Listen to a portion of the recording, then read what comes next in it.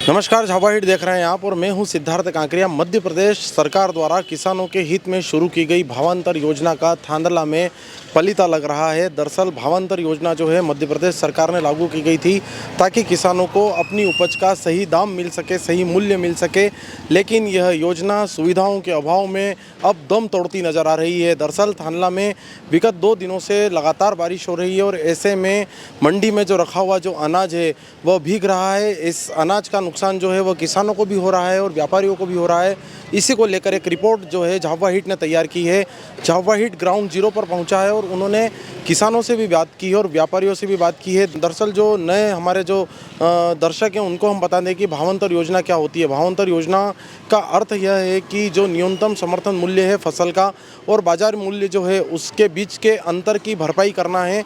यानी कि मान लीजिए कि न्यूनतम समर्थन मूल्य यदि किसी फसल का 4,000 रुपये है और उसका बाज़ार मूल्य 3,600 रुपये है, तो इस 400 रुपये के बीच का जो अंतर है उस अंतर को सरकार पूरा करेगी। इसमें कृषकों को जो है वह लाभ मिलेगा। कृषक फसल के प्रति, अपने किसानी कार्य के प्रति उनमें रुचि पैदा होगी और वह जो है वह लाभ का धंधा बन सकेगा। लेकिन थांदला में जब विगत 2 दिनों से कृषक अपनी फसल को बेचने के लिए आ रहे हैं तो उनकी फसल गीली हो रही है क्योंकि यहाँ पर गोदाम की कमी है।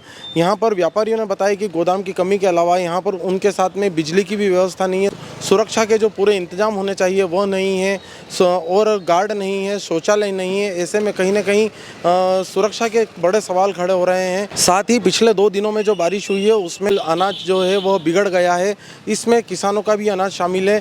झाबा हिट ने किसानों से भी बात की है, व्यापारियों से भी बात की है। क्या कुछ कहना है उनका, आप भी सुनिए। मंडी प्रशासन की अब बारिश को लेकर कोई व्यवस्था नहीं है। व्यापारियों के शुरू से मांग थी कि भैया गोडाउन की व्यवस्था की जाए।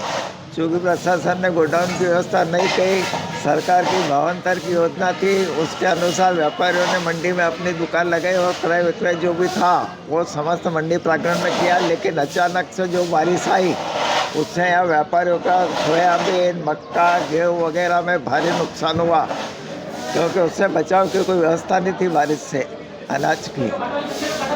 आपका कितना अनाज गीला हो गया?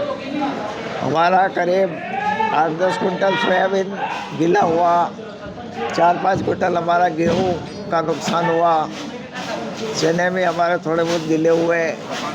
अचानक से हवा के साथ बारिश आई थी, उससे ज़्यादा नुकसान हुआ। क्या मांग करते हो प्रशासन से? प्रशासन से अब ये मांग करते हैं कि ऐसी जो प्राकृतिक आपदा है, अचानक से बारिश है तो उससे कुछ सुविधा होना चाहिए या गोडाउन की व्यवस्था होना चाहिए जिससे व्यापारी अपना माल सुरक्षित रख सके।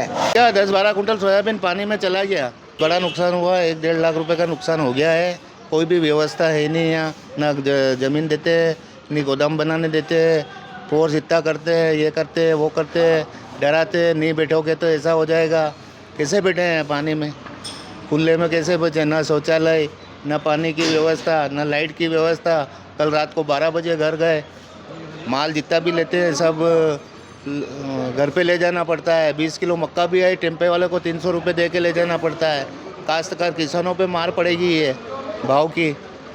1 रुपये किलो का खर्चा हो जाता है घर ले जाने में।